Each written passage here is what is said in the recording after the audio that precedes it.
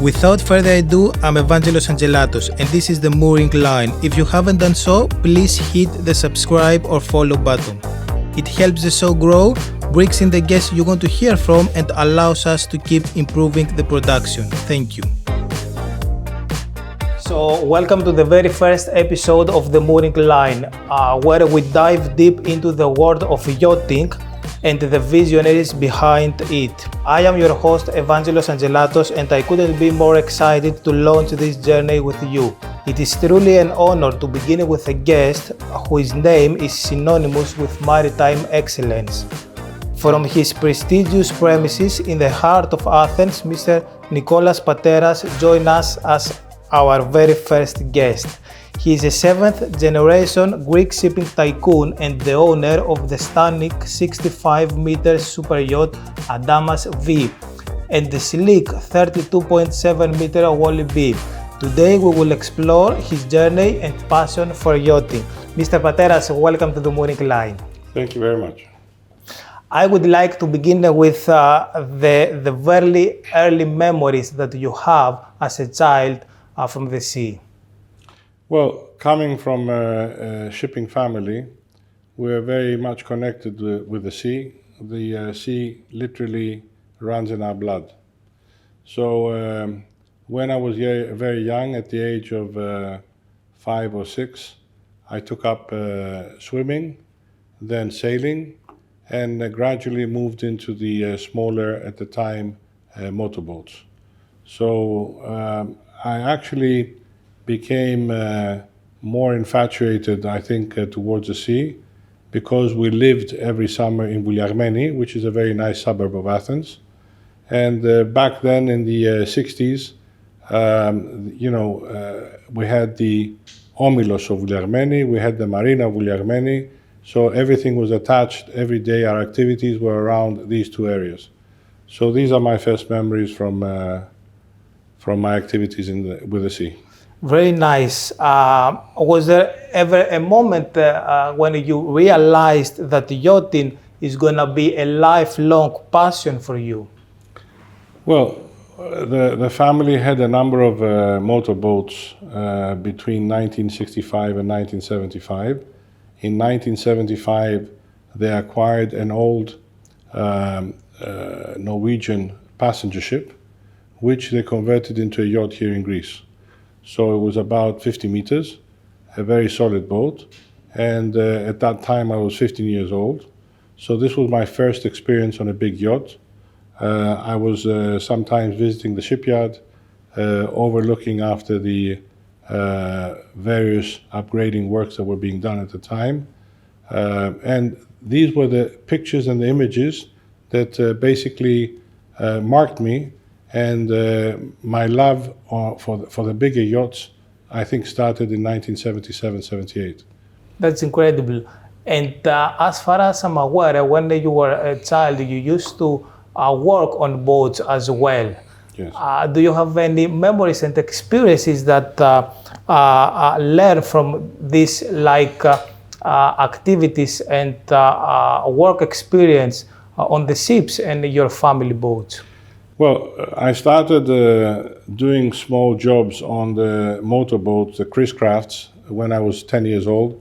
Every time we'd come back from an expedition or for a swim, I would be on board, washing up the boat. Mm-hmm. And then when I started, when the big boat, the 50-meter, was delivered in 1978, every summer, I used to go on board and, help out the crew and sometimes the captain as well. Now, initially, my career on cargo ships started in 1979 and 1980 when I went to work on board family ships as a trainee, as a junior officer during my summer holidays. So this was a great experience for me because, first of all, I went into countries that at the time were completely unknown to me, like South Africa, like Japan, like the USA, Colombia. So all these countries, were just photographs. And when you're at an age of 16, 17 years old, visiting these places is very important. It was also very important because I learned how difficult the work on board the ships is, and I always respect the people who work on the ships, and especially during the last crisis with COVID between 2020 and 2022. These are the people that kept the supply chain of the world alive. Indeed. What made you decide to buy your first yacht at a young age?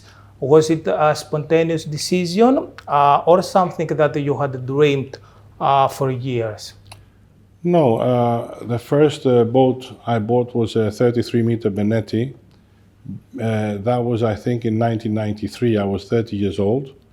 We had sold the family yacht, and I decided that I wanted to buy a yacht for myself. So I didn't want to go for a fast plastic boat. I wanted to buy a steel hull boat, which was very well constructed, and this Benetti fitted exactly my requirements. So I went to Monte Carlo. I inspected this boat. It was called Moon Goddess. And after I acquired it and brought it here in Greece, I named it Adamas. So that was my first Adamas. It was a lovely boat. But then a few years later, I decided that I wanted to upgrade, and I went for Adamas 2.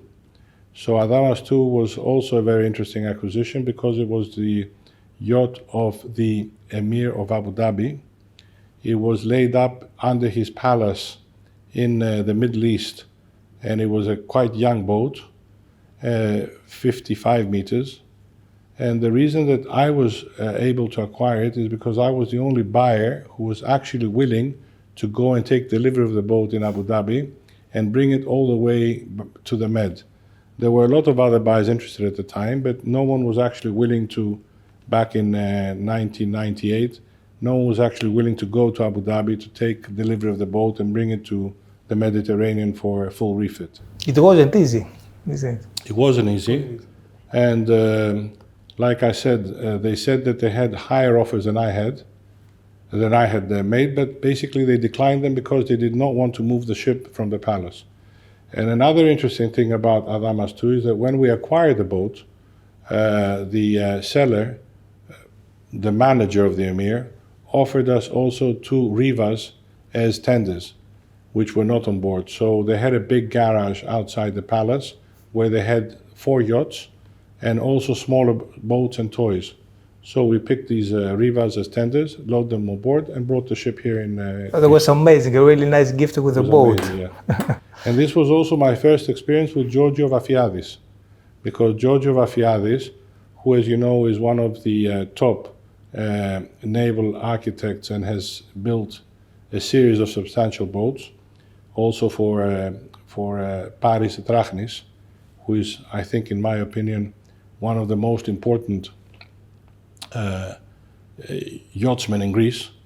I think if you have to decide who are the 3 most important yachtsmen in Greece, I would say promoting Greece, I would say one is Golden Yachts, Paris Trachnis. The other I would say is George Prokopiou, with his investments in Lavrio, in the marinas and so on. And the third, of course, Spiros Latsis and Odysseas Athanasiou, his CEO, who run the Lambda Marinas, Flisvos, the new development now in Elniko. So this was my first meeting with Giorgio Vafiadis, and since 1998, for the last almost 30 years, all my yachts are always given to Giorgio to do the upgradings. That was a really nice beginning and really interesting to hear about. Yeah. You have also a reputation for making bold deals when you buying yachts, also ships. What is your approach to negotiations, and what advice would you give to someone looking to strike a good deal? First of all, what is important is don't take seriously the asking price on any yacht or on any ship. You have to make your own evaluation. And on yachts, it's more difficult to make evaluation than ships, because yachts have a lot of hidden problems that you can easily find on board a container ship or a cargo ship or a tanker. So on yachts, what we usually do, at least from my side, when I target something that I want to buy, I inspect it more than once, I make budgets which cover all things that may be necessary to upgrade, and I negotiate. I'm very tough in negotiating the price. So I think it's easier to negotiate a price on bigger yachts than on smaller yachts. On a $3 million yacht, maybe you can negotiate, to buy it for 2.5. It makes sense. Yes, on a $40 million yacht, if you buy it for 25, it's a substantial difference on the price. It really makes sense. You have spent a lifetime exploring the Greek seas. What makes Greece stand out as a yachting paradise for you? I'll tell you a story. 2 years ago, I had some friends from Europe with their yacht who were in Greece. They had a beautiful 50-meter fed ship. So we spent some time together in the islands, and I asked them how long have they been coming to Greece, and they said the last 10 years, every summer they're in Greece, although their yacht is moored and berthed in Italy. I said, why do you come to Greece every summer? They said, because we've tried Spain, we've tried France, we've tried Italy, we've tried the Croatian coast, but there's no place in the world like the Greek islands. So this is the answer to your question. I'm really happy to hear that, because I have the same opinion. If you had to pick just one spot in Greece for the perfect summer holidays, where would it be and why? Listen, to be honest with you, I get very easily bored. So one of the advantages of having a yacht is the fact that you can change on a daily basis, or on a, whenever you get bored of an island, you move to another one. So I can't actually spot a specific place that I would spend a long time. I mean, last summer, for example, we went to Patmos, we went to Ikaria, we went to Inousses, we went to Tinos, and then on another cruise with the Wally B, we raced on the regatta of Antiparos. So then we spent some time in Spetses, then we spent some time in Peloponnese. So, I mean, it's so beautiful that I can't actually target a specific place, to stay. Yeah. You once took a completely different challenge, becoming a shareholder and president of Panathinaikos Football Club, which you famously called the Chelsea of Greece. How did that transition happen? Well, my father in 1971 was the general manager of the football department in Panathinaikos. Back then, it was amateur football, not professional football. And therefore, there were some businessmen who would put some money in the clubs, but the clubs were actually owned by the people, not by companies like today. So in Olympiakos, you had Mr. Goulandris. In Panathinaikos, you had my father with a couple of other businessmen who supported the team. If you remember back then, we were able to reach the finals of the European Cup in Wembley. So even though we did not win, it was a very stunning experience for me as a kid, because I went to Wembley, I followed the team, and I was in love with Panathinaikos.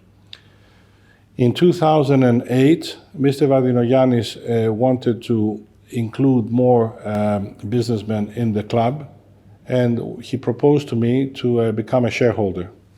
After they had the first general meeting, it was decided that I would be the right person also to become president and run the team.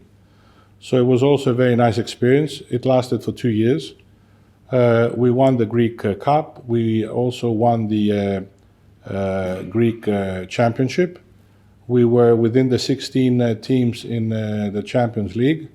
But in the upon reaching, I think, June 2010, the shareholders had some arguments, internal arguments, and I decided to drop out, resign as a president of the team, and I donated my shares to Mr. Alafouzos when he became owner and chairman of the team. That's really interesting to hear. Yeah. Running a football club requires leadership and decision-making skills, like shipping. Do you find any similarities between running the football club and a shipping business? I think things are more clear, more honest, and more substantiated in shipping. Running a football club, especially in Greece, is something that is nice as a feeling, but basically you don't deal with, clear-cut things like you do in shipping. I mean, it's like a sandbag. You don't know where you're going to end.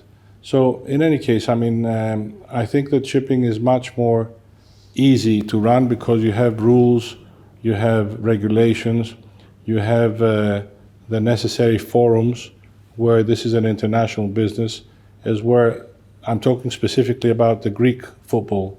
I'm not talking about Spain or Germany or Britain. So Greek football, I think, is a big headache, and people who get involved in it have to be very patient. That's fair enough. It makes sense. During that period, did you manage to find time to enjoy yachting? Yeah, during that period, we have very beautiful pictures because every time we had some off-season, I was inviting also the team and the coach on my boats. That was the Adamas V at the time, and That the was Gloria. what I would like to ask you, because the Adamas V and the Adamas Gloria. V and Gloria, yeah. The sailing yacht. So we use these two boats quite a lot, and we enjoyed them during the time of Panathinaikos. Yachting seems to be more than just a hobby for you. It's a way of life. What is being at sea that keeps you coming back? Well, first of all, I think that, like I said before, the family legacy and the fact that we were literally born for the sea. In our island, there was nothing else to do rather than, move into shipping. So we started with small kayaks, we moved to schooners, gradually to bigger clipper ships, and then steamships. So, I mean, yachting, I would say, is like the next thing to do. If you commercially work in a shipping company, and if you have the kind of history that we have, yachting is the relaxing part of shipping. I mean, of course, many people who have nothing to do with shipping own boats, have yachts. They may be involved in banking, they may be involved in other commercial aspects. But I think for me at least, it was a natural thing to do. I mean, the connection with the sea was very strong. Family seems to play a big role in your yachting experiences. What are some of your favorite memories from time spent at sea with them? Well, first of all, one of the things I was doing when I was younger was I was fishing a lot. I was scuba diving a lot. I was skiing a lot. Nowadays, I'm 62 years old. I don't ski, I don't scuba dive. I don't do things that I was doing when I was younger. So I think that when, having a boat without doing any activities is more social. We were more practical. I mean, we would use the boats in order to do things. So it was very important for us to take time out, and basically take the boat. A lot of people say, okay, you take the boat, you go to Mykonos. I never followed this kind of thinking. I would take the boat, would go to the islands, we would do our fishing, we would do our skiing, we would enjoy ourselves, get back. Simple things. Yeah, simple things. For many, the idea of working in the yachting industry or even owning a yacht one day feels like a dream. But how do you turn that dream into reality? What are the smartest moves young people can make to break into the industry, whether as crew members, business owners, or future yacht owners? Well, I would say it depends on what you want to become. If you want to be a crew member, you should, go to the necessary academy and become a crew member. If you want to become a professional yacht owner and have your own company like Mr. Drachnis, who's number one today, I would say that you would need to have deep pockets, spend a lot of money and create a good franchise, a good name for yourself. Now, if you want to do it on a personal basis, I would say start with something small, see whether you enjoy it, and then gradually move up. I mean, I started personally with a family boat that was 50 meters. I moved down to the 33-meter Benetti. Then I moved up to 55 meters.